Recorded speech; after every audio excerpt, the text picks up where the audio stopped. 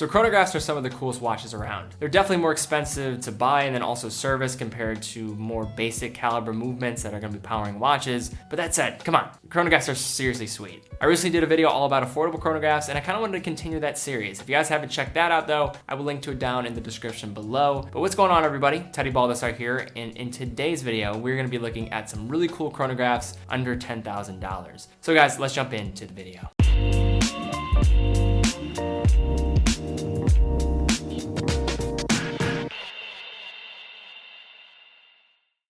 So first up, we have the Zen 103 SABE. So in my previous video, I did mention the Zen 103, but I wanted to feature this one because this one was a release at Baselworld this past year, and it really caught my eye. I can't believe I did not notice this watch until now, but I wanted to give it a feature here today. It has a blue sunburst dial, which is really the noteworthy point here for this watch. And when you're thinking about Zen watches, really overproduced utilitarian type watches that don't really have any flair to them, when you see a blue version of this watch, it really does stand out, and I love the look of it. Case size of 41.5 millimeters, is powered by an automatic ETA 7750, and is water resistant up to 200 meters. So next up, we have one of my favorite Swiss brands, and that is Oris. And the Oris watch we're going to be looking at is the Oris Big Crown ProPilot Chronograph. This watch can be found between $2,300 and $3,000 depending on where you're looking for. If you go gray market, definitely can find it on the lower end of that. Case size of 43 millimeters, is powered by an Oris caliber 774, a Solida based movement, and is water resistant up to 100 meters. So next up, we have probably one of the most underrated brands I think that's out there on the market today, Frederique Constant. So Frederique Constant is a really interesting brand because they are owned by the Citizen Group. So they're one of those Swiss brands that I think really gets swept under the rug. So today we're going to be looking at the Frederique Constant Flyback chronograph. So these are some of the best looking chronographs in my opinion under $5,000. These watches are coming in between $3,995 retail to $4,200 retail. But you definitely can find them cheaper than that on the gray market. They're coming in with a case size of 42 millimeters, powered by an automatic FC760 movement, and are water resistant up to 50 meters. You have a lot of different dial options with these watches, really clean looking dials. They kind of have like that Vacheron Constantin, Corne de Vache kind of look.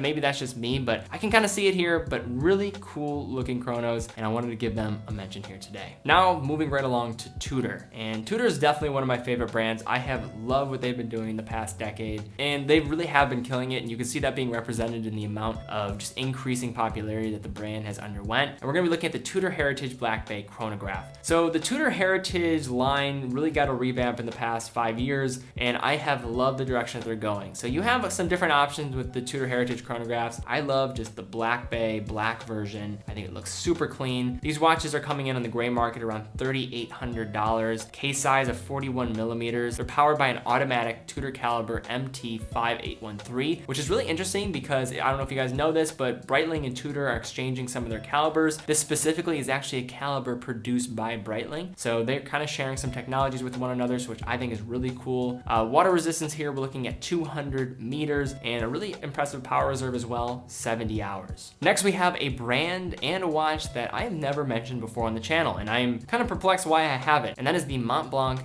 1858 automatic chronograph. The watch is going to retail around $4,300, has a case size of 42 millimeters, is powered by an automatic MB2511, a Solida based movement, and is water resistant up to 100 meters. So Montblanc, part of the Richemont group, really solid reputation for luxury goods, even outside of watches. And I just love the look of this piece. I mean, with its cathedral hands, really clean looking chrono. I don't know if it's necessarily the best chronograph in this general price range, but definitely an interesting watch and worthy of giving a look to. So next, we have probably the most iconic chronograph of all time, the Omega Speedmaster Professional Moonwatch. So this watch is retailing at over $5,000, so $5,250 right now currently. You certainly can find these in the gray market for cheaper than that. Their case size is 42 millimeters, powered by a manual wound Omega 1861 movement, and are water resistant up to 50 meters. I don't think there's really anything else that you have to say about this watch to know it is a complete icon, being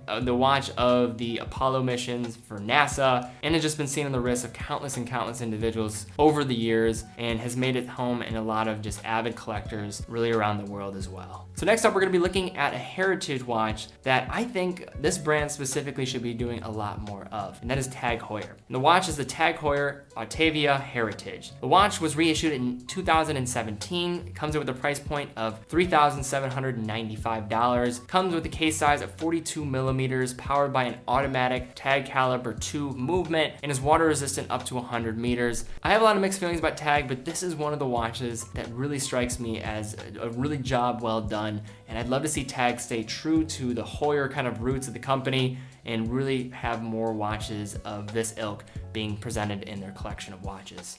Next, we have one of my favorite brands, IWC, and the IWC Portofino Chronograph. So this watch, coming in with a price point of $5,600, is probably right in the middle of our range here, has the case size of 42 millimeters, is powered by an automatic caliber 75320. So what IWC was using for a while were ETA movements. They now have shifted to using Solita-based movements. There's a lot of controversy around that and whether that's a good thing for a watch that is retailing at over $5,000. I will leave that up to you guys to determine. I've done a video sharing my thoughts about ETA watches. If you want to learn more about that and kind of what my feelings are about ETA watches and luxury watches, definitely will link to that as well in the description down below. But this watch is water resistant up to 30 meters, and IWC is one of my favorite brands. I think they produce some of the best looking watches on the market.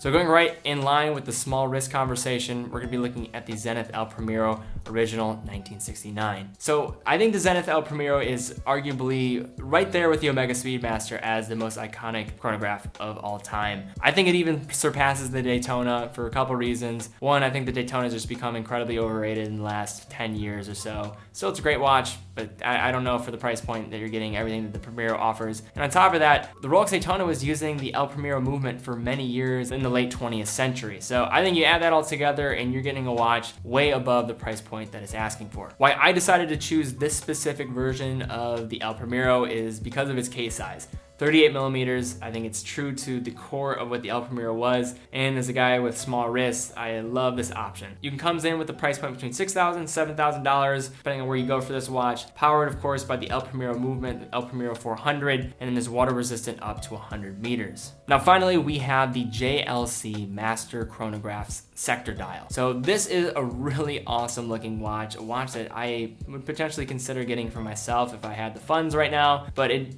comes in with a price point of $8,000, case size 40 millimeters, was developed to celebrate the 25th anniversary of the Master Control Collection, is powered by an automatic caliber 751G movement, and is water resistant up to 50 meters. I've talked about JLC as I think they are an incredibly underrated brand, producing quality standards that of the Holy Swiss Trinity that we would hear from Patek Philippe, Vacheron Constantin, Audemars Piguet, but offering them at Rolex prices, which I think is really interesting from a market standpoint as a consumer, but I think it does put them in a weird spot where we might not perceive them and give them as much credit as they really deserve. So guys, those are my choices for really cool chronographs under $10,000. I only picked 10, so please do leave comments down below about other ones that you would recommend checking out for me and for other people in the comments to do so. Also, if you haven't seen my first video where I talked about more affordable chronographs, I will link to that down in the description below as well. But if you like this video, guys, be sure to give it a thumbs up. Be sure to subscribe, hit the bell icon.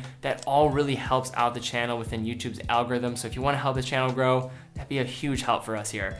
And then on top of that, go check out my Instagram. Be sure to fill out the watch form down below. We give away a watch every single month, so be sure to be following me on Instagram. And then also be sure to fill out the watch form as well so you can be entered to win. And then finally, check out our Patreon if you want to support this new generation of watch lovers that we're trying to foster up here on this channel. Any support there would be greatly appreciated. So guys, thank you so much for watching. Be well, and I will see you all very soon.